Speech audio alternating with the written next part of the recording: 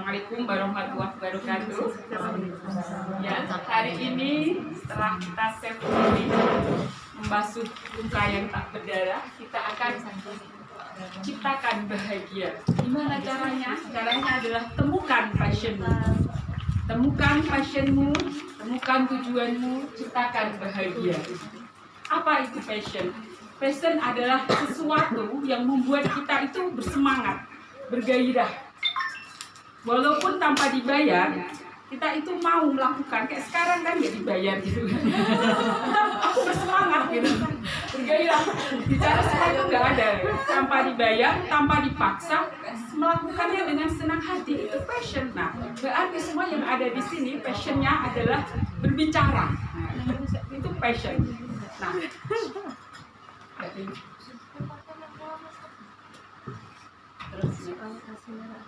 nah, kalau kita sudah mengenal potensi passion kita, akan membuat apa ya?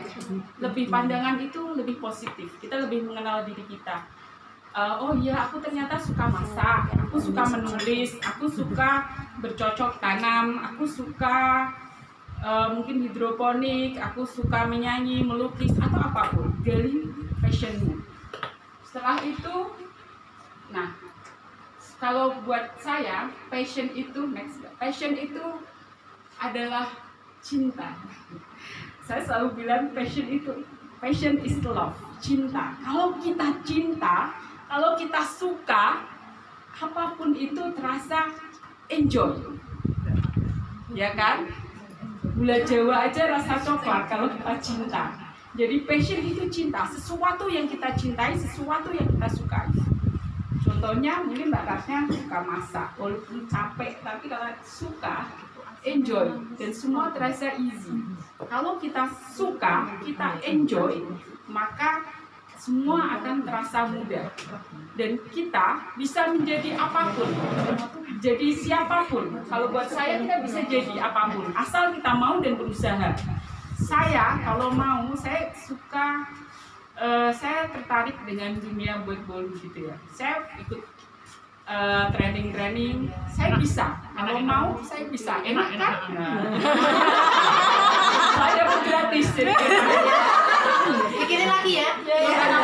Saya bisa, ya kan? Kalau saya, karena saya suka, saya berusaha, saya bisa. Karena suka, jadi enjoy akan terasa easy, semua terasa mudah. Kalau terasa mudah, apa yang terjadi? Lakukan terus menerus, lakukan hingga menjadi ahli. Ini ya, semua terasa mudah. Cari passionmu. Kamu bisa jadi apa aja, bisa jadi apa aja. Karena usia kita sudah tua, tua 17 tahun plus.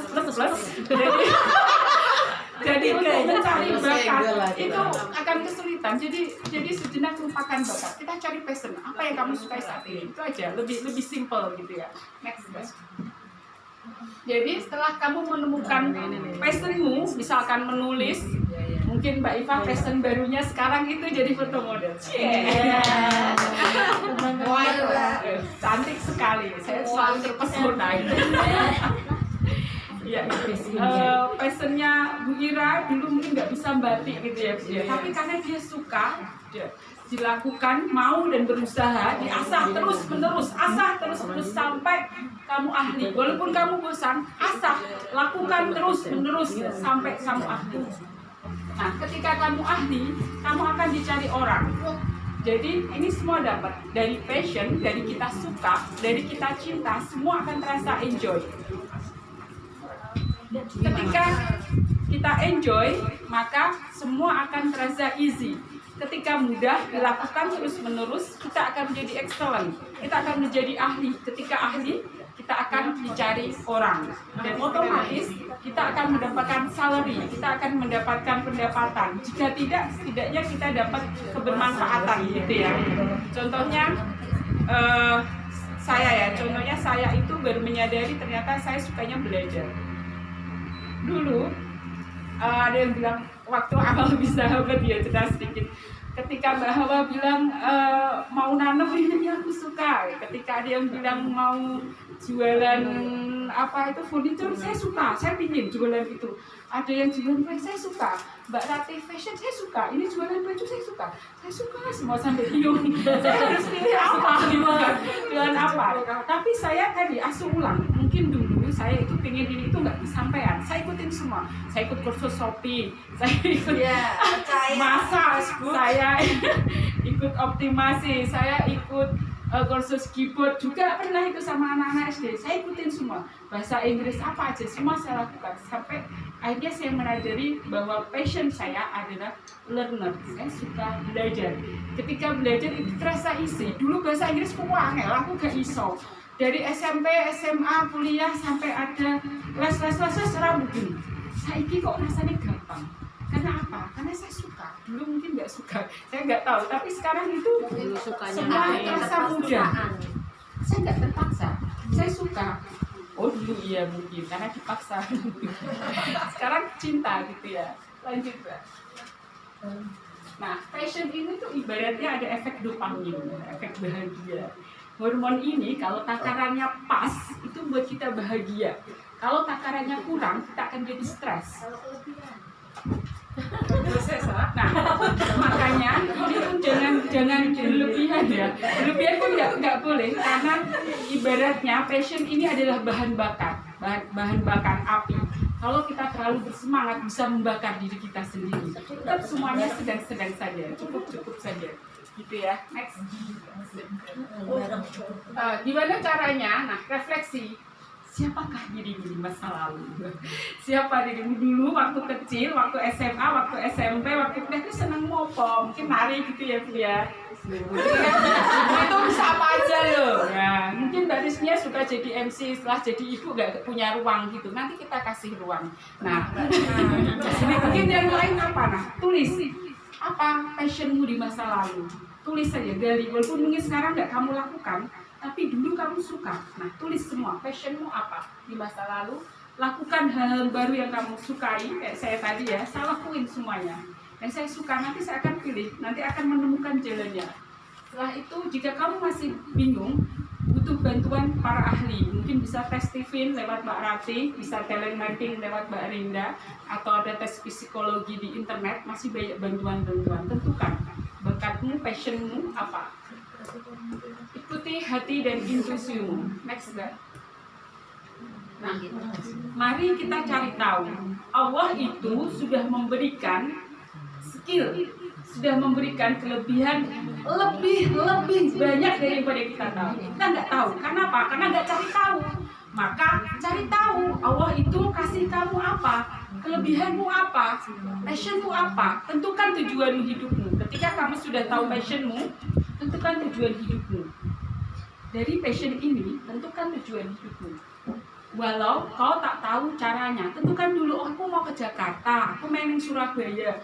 Ojo bingung, wis tekan Kudus, balik neng Jeporo, tekan Semarang, balik neng Jeporo, karena nggak tahu mau kemana.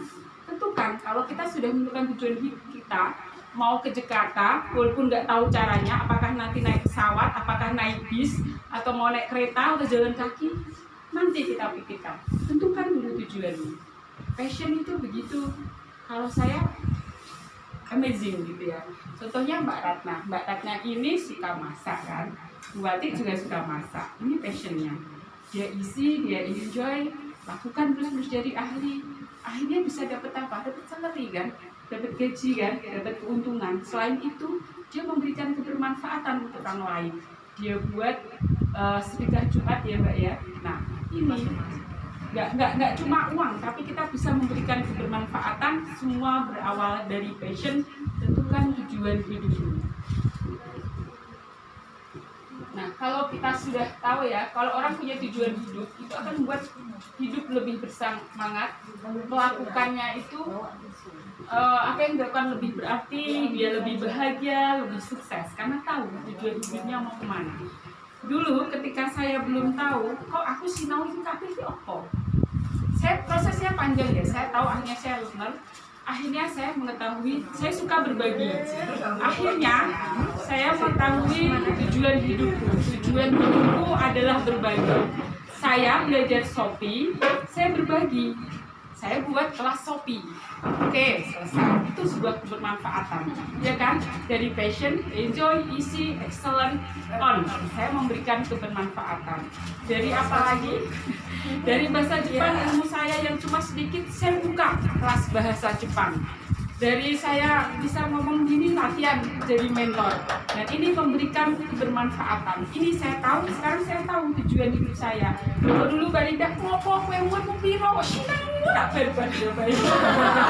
Waduh, masih sinau terus. Dulu saya belum tahu tujuan hidup saya. Ketika saya tahu bahwa tujuan saya adalah berbagi, walaupun ilmu, dan ini juga sesuai visi misi saya menuju surga, karena ilmu yang bermanfaat inilah yang akan menemani. Jadi kalau tahu tujuannya, hidup kita lebih bersemangat, ya kan? Next. Nah, mulailah dari tanyakan pada dirimu apa yang kamu sukai, apa yang kamu bisa, dan apa yang berharga di orang lain. Jika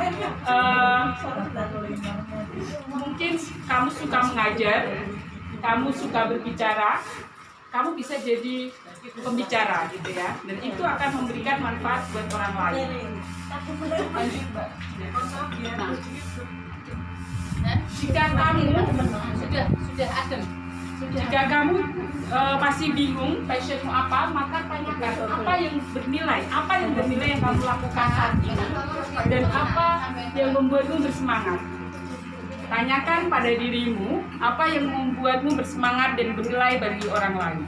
Jika kamu tak bisa menjawab, hati-hati, jangan-jangan kamu sedang melakoni hidup orang lain. Jangan-jangan itu bukan dirimu. Jadi kenapa passion ini penting? Karena biar sahabat semua tahu bahwa kita melakoni diri kita, bukan orang lain. Karena seringkali kita udah berjalan jauh, ternyata wes tekan aku terak seneng ya. Kita balik lagi dari awal. Maka dari awal tentukan passionmu.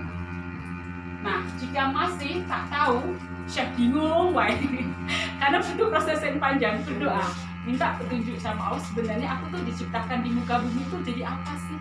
Apa sih keahlianku, tujuanku diciptakan untuk jadi apa? Berdoa, minta petunjuk kepadanya. Nah, ini buat saya ibarat tangga sukses. Seringkali kalau kita menuju sana itu nggak sampai ya, susah nggak tahu caranya. Mulai saja dulu. Mulai dari mana? Mulai dari yang kecil, yang remeh-remeh yang nggak penting-penting itu.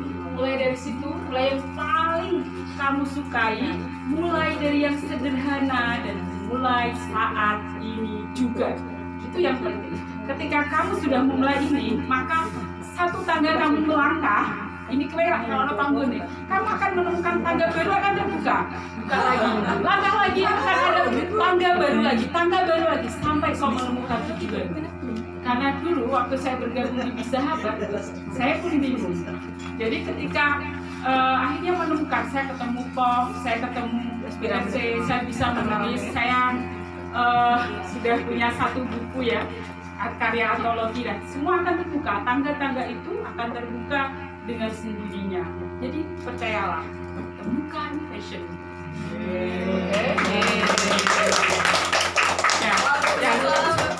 Terakhir, bagaimana? Karena waktu 5 menit, gimana cara mencapainya? Nah, ini yang sulit kan? Di buku. Nah, gimana caranya kamu mencapai tadi ya, dari materi awal ada visi misi, luruskan niat, manajemen emosi, 7 habit. Silahkan buat visi misimu. PR-nya nanti dibuat di rumah. Dari visi misi ini, tolong matikan. Nah, dari visi misi ini nanti materi 7 akan ada aktivitas bisnis. Kita buat project sesuai dengan passion kita, sesuai dengan kita. Ya. Setelah itu kita akan meneladani tadi ya, istri Rasul. Nah, saya juga udah buat apa yang bisa saya teladani. Nah, dari visi misi, nanti aktivitas bisnis, dan apa yang bisa saya teladani dari istri Rasul yang sesuai dengan diri saya, maka saya akan membuat program kerja. Oh, ngeri. Program kerja ya. Kalau tagline saya adalah tujuan saya surga, di balik kemudahan, di balik kesulitan ada kemudahan. Itu tagline saya. Nah, gimana caranya mencapai ini? Harus jadi solehah. Saya ada keluarga, ada memberi manfaat, ada amal jariah, ada menjadi inspirator, karena salah satu cita-cita saya itu menjadi inspirator dunia. Ada pemberdayaan dan bisnis. Nah, ini kita rinci program kerja kita apa sesuai dengan visi misi tadi ya, harus sesuai dengan visi misi, boleh nyontoh, sesuai visi misi, sesuai dengan tadi ya, Istiqlal Sunnah. Dari situ kerucutkan lagi dari program kerja tadi, buat habit harian. 7 habit harian tadi yang dijelaskan Mbak Rinda, Mbak Pipit, semuanya tadi jelasin ya. Buat habit hariannya sederhana, setiap hari kamu lakukan dengan konsisten. Misalkan zikir, solehah itu kan rakyat ping telu subhanallah, nggak apa-apa, sholawat ping telu rapopo. Yang penting lakukan, mulai dari yang kecil, sederhana, mulai saat ini juga. Ya, buat habit harian, bikin dua yang bisa kita lakukan setiap hari, yang bisa kita lakukan setiap hari. Nah, dari situ ada habit mingguan. Contohnya saya itu belum konsisten sholat duha, sholat tahajud. Kalau saya langsung dipaksa sehari sulit, maka saya buat mingguan, mungkin setiap malam Jumat. Gak apa-apa, mulai. Kalau nggak kita mulai tidak akan sampai. Ada habit mingguan. Ada yoga, ada menulis, ada jalan-jalan, ada macam-macam. Ada bulanan. Nah, bulanan ini adalah visi misi jangka panjang. Seperti kayak keliling dunia, ada bisnis online, dan banyak lagi ya. Nah, ini semua ini ada. Nah, nanti di workbook yang baru, kita workbook yang baru. Nah, workbook yang baru ini nanti teman-teman bisa menjadi habit ya. Silakan dibuat ini ya, hariannya selama 90 hari di checklist. Habit hariannya apa? Terus ini ada habit mingguan dan silahkan dievaluasi. Perlahan namun pasti jika dilakukan terus-menerus, maka visi misimu, aktivitas bisnis proyekmu, dan tujuan hidupmu akan tercapai. Terima kasih. Assalamualaikum warahmatullahi wabarakatuh.